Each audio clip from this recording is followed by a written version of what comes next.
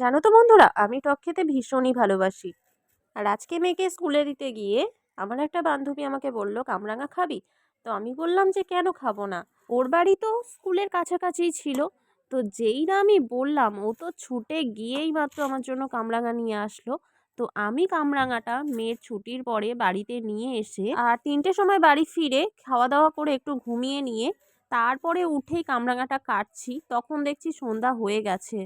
তো যাই হোক, আমি তো লোভ সামলাতে পারছিলাম না। তারপরে কামরাঙাটা আমি ঠিক এইভাবে ছোট ছোট করে কেটে নিয়েছিলাম।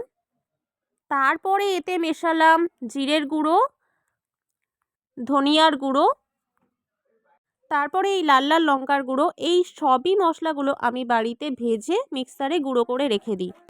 মশলা মেশানোর পরে আমি ঠিক এইভাবে মাখাচ্ছিলাম। তারপরে মনে পড়লো যে আমি নুনই তো দিতে ভুলে গিয়েছি। তারপরে আমি নুনটা আবার দিলাম।